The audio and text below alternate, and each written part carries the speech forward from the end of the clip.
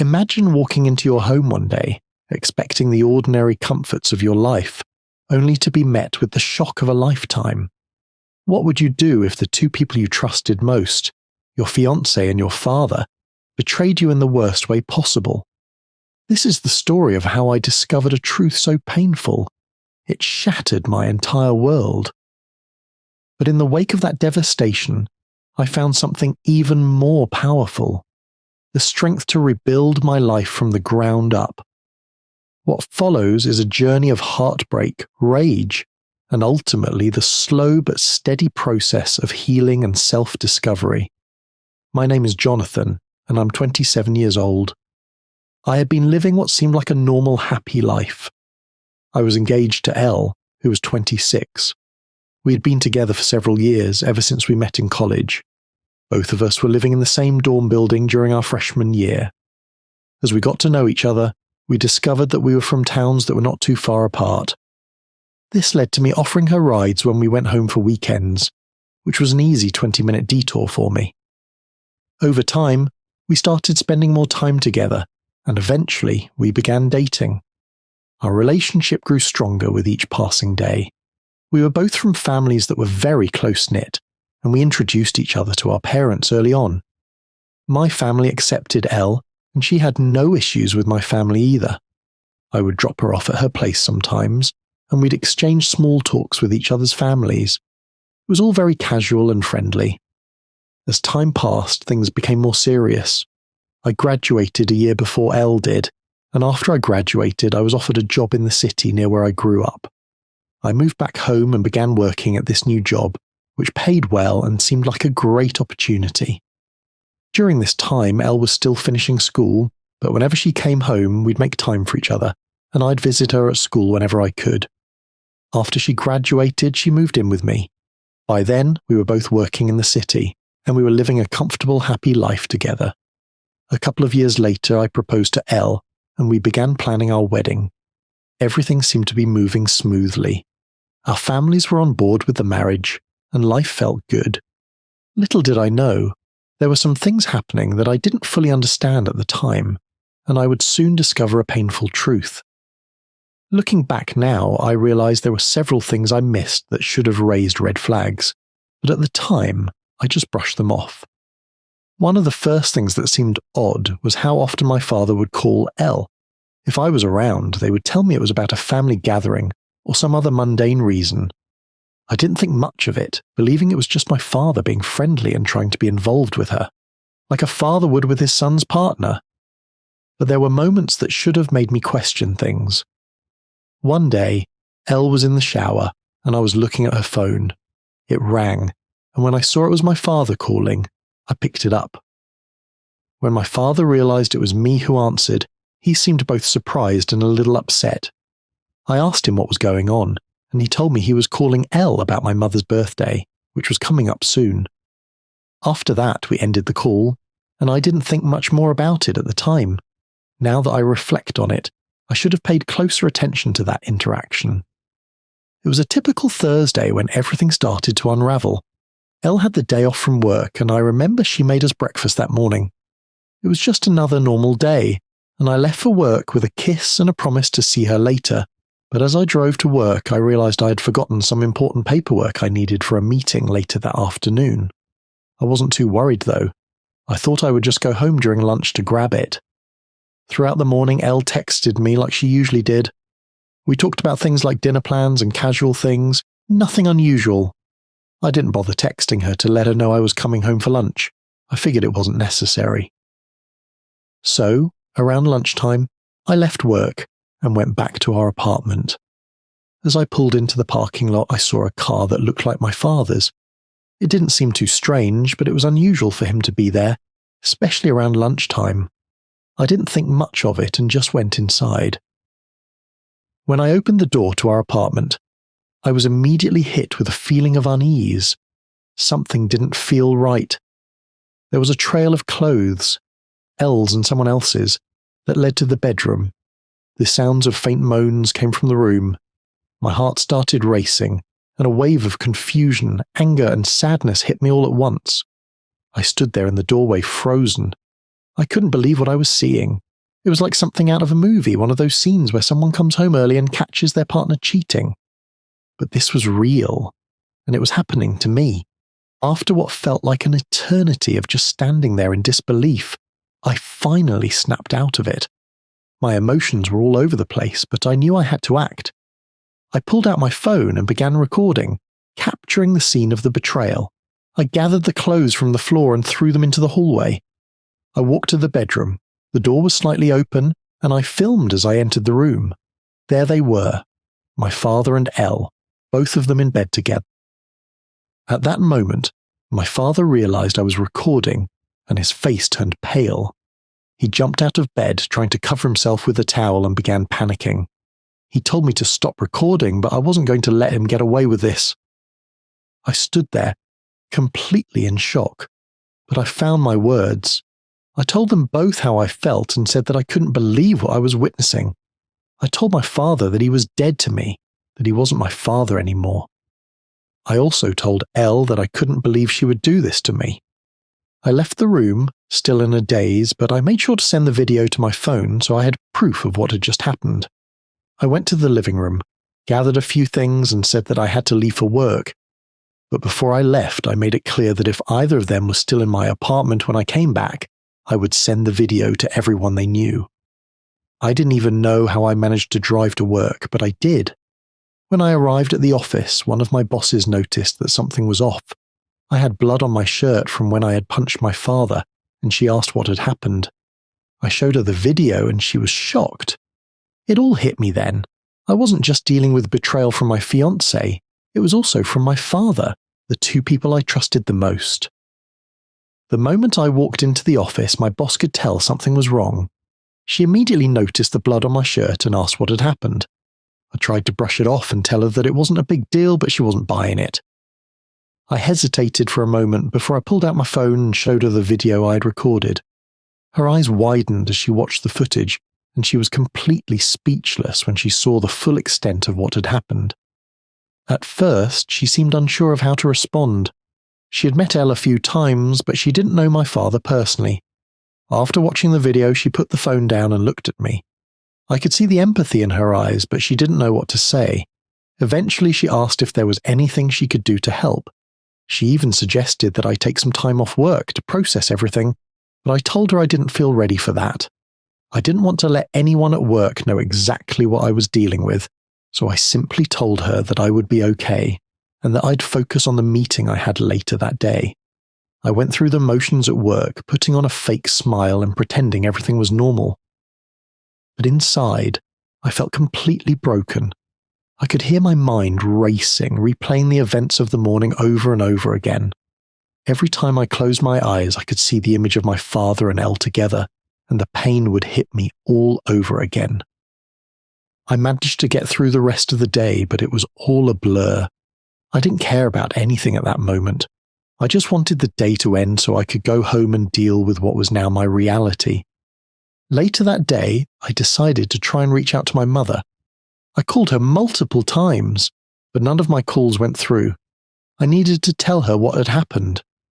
After a dozen failed attempts to contact her, I couldn't take it anymore. I got into my car and drove to her house, hoping she would be willing to meet me and listen to what I had to say. I knew it wasn't going to be easy. I knew it was going to hurt her, but she had to know.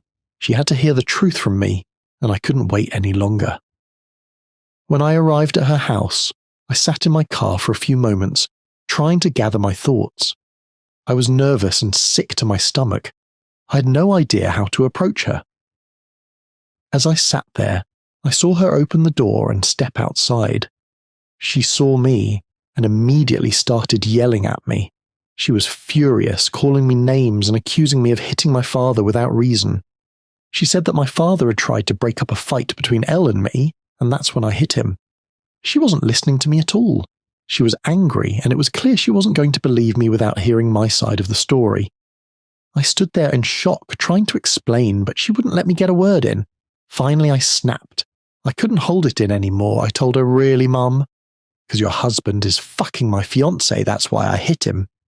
Her face dropped when she heard the words. She stood there in stunned silence as the weight of what I was saying hit her. I showed her the video, and for the first time she understood the truth. I left her standing in the driveway, my heart heavy with the realization that I had lost not just my father, but my mother as well. She hadn't believed me, and I couldn't forgive her for that. As I drove away, I felt the burden of that betrayal settle in. I had already lost the two people who were supposed to be my pillars of support, and now I wasn't sure where I belonged. After that day, I couldn't bring myself to go back to our apartment. I needed space, so I began packing up all of Elle's things. I couldn't bear the thought of her being in my life anymore. I packed everything she owned, her clothes, her belongings, everything, into boxes and placed them by the door. The apartment was now empty, and the once happy home we had shared felt like a prison. It wasn't just her things I was boxing up. I was also boxing up the memories of my family. I put away anything that reminded me of my parents, storing them in the back of the closet. I couldn't bear to look at anything that had once felt like home, especially after what had happened. I had no intention of keeping any of it. I was done with them. I called Elle's parents to inform them of the breakup. I told them that Elle had been cheating on me with my father, and I thanked them for their kindness throughout our relationship, but this betrayal was too much. I also told them that I would be moving out and that they could come and collect her belongings from my apartment. I didn't hear back from them immediately, but I hoped they would come soon to collect her things. I didn't want to see her again. In the weeks that followed, I felt like I was drifting through life.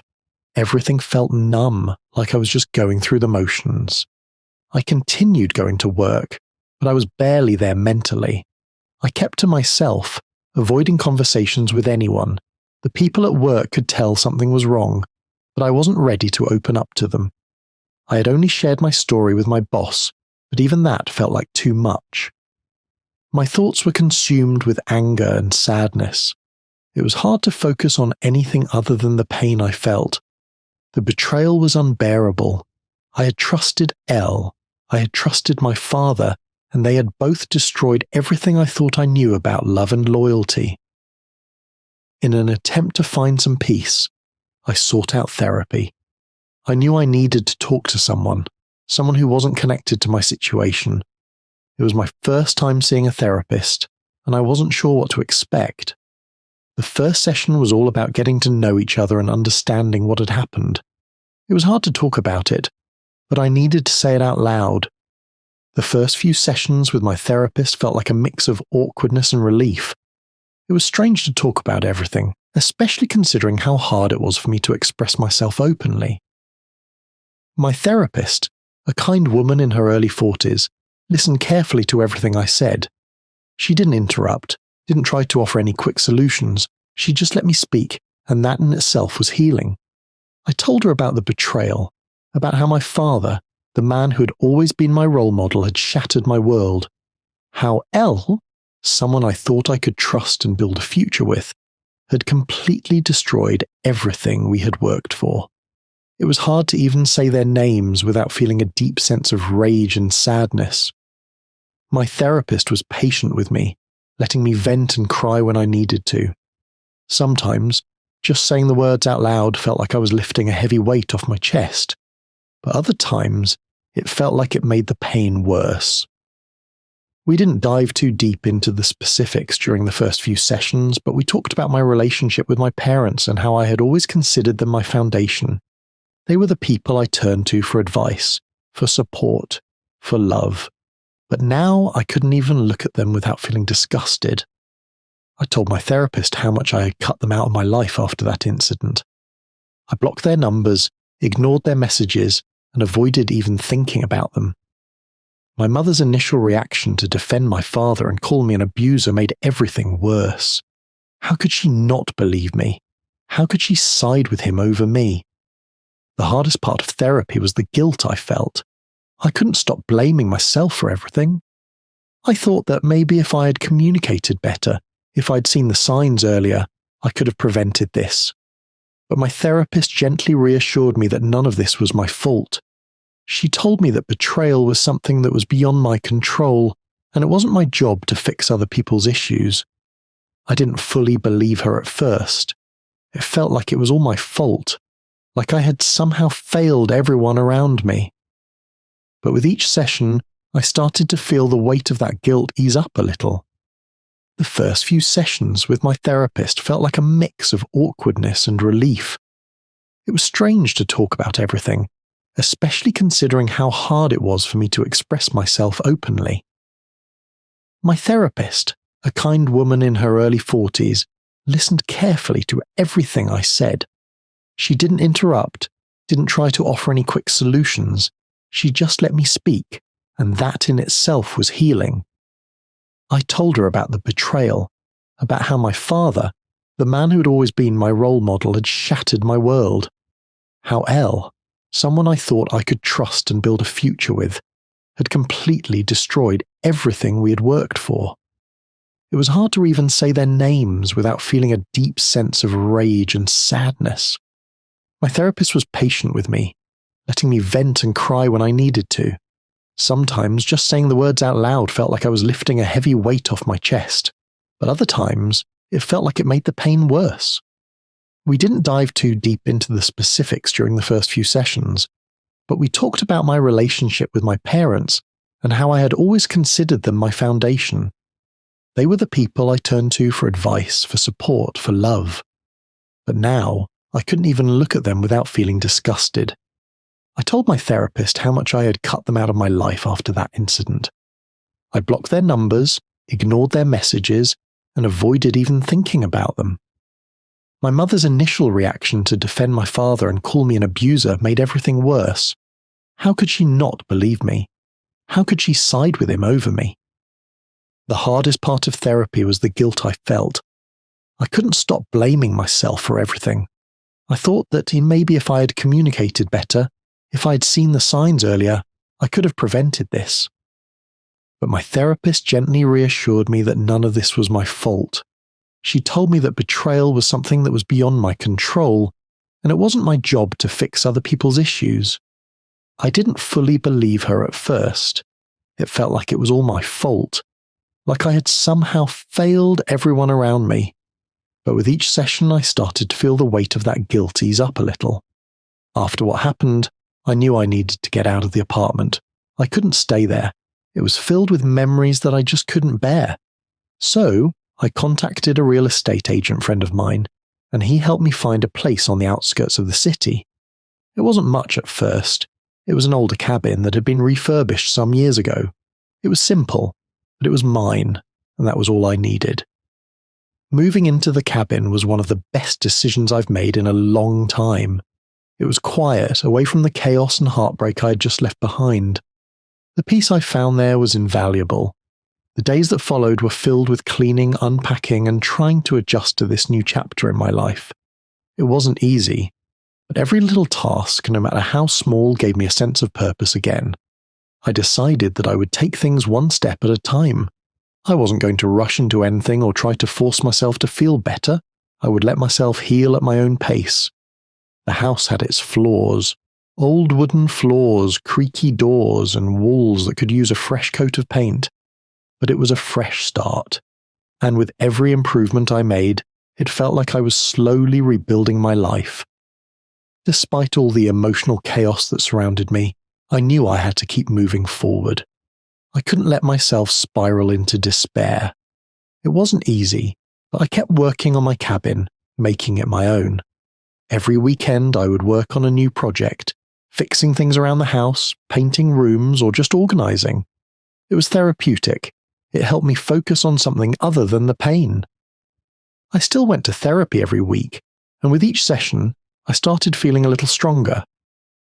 I hadn't fully processed everything that had happened, but I was learning to live with it. I was learning to accept that I couldn't change the past.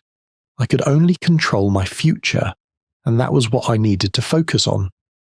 I didn't know what the future held, but I knew that I couldn't let the actions of others define who I was. After a few months, I finally began to re-engage with some of my old friends. At first, it felt exhausting. I didn't want to be around anyone, but my therapist suggested I reach out to my support network, so I did.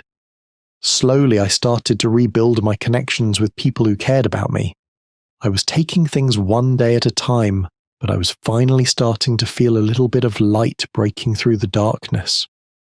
Life would never be the same, and there would always be a part of me that was scarred by what had happened. But I was beginning to heal, slowly but surely. I had been through the worst, and now I was learning to live for myself again. As the weeks passed, I found myself in a constant struggle between moving forward and being anchored by the past. The cabin, my new home, was both a sanctuary and a reminder of everything that had happened.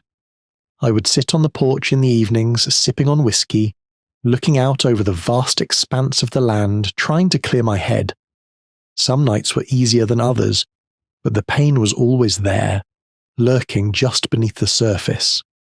I had started to take more time for myself, learning how to enjoy the simple things again. My therapist encouraged me to find things that made me feel at peace, things that had nothing to do with the chaos of the last few months. I took up hiking again, something I had loved in my youth.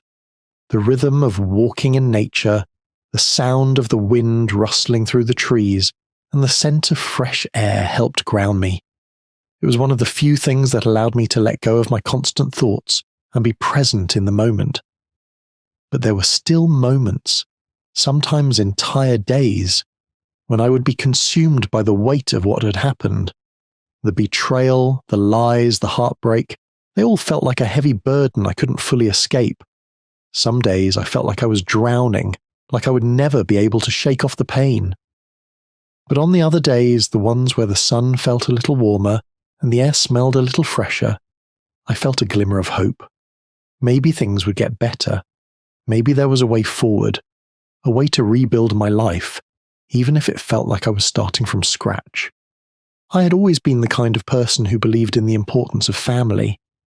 My family was everything to me, and the pain of losing them, especially my mother, was one of the hardest parts of this whole ordeal.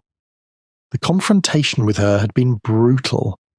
I couldn't believe how easily she had sided with my father, not even trying to understand my side of the story. The words she had said to me, the accusations, the betrayal, those were things I could never forget. But my therapist had made me realize that holding on to that anger wasn't helping me heal. After months of silence, I decided I was ready to try and reconnect with my mother, though I didn't know what that would look like. I had already blocked her number, cut off communication, and created so much space between us that I wasn't sure I even wanted her back in my life. But a small part of me still wanted to try. I wasn't sure if I would ever fully forgive her, but I had to at least be open to the possibility. It took me a while to summon the courage to reach out to her. I'd been avoiding it, pushing the thought to the back of my mind, but eventually I knew I had to try. One evening, I sent her a text saying that I was willing to meet. I didn't know if she would respond, but to my surprise, she replied almost immediately, saying that she wanted to see me.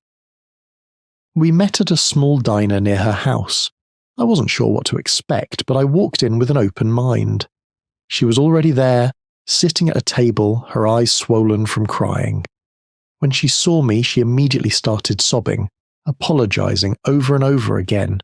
She said that she was so sorry for the things she had said to me, that she had been consumed by anger when she thought I had hurt my father.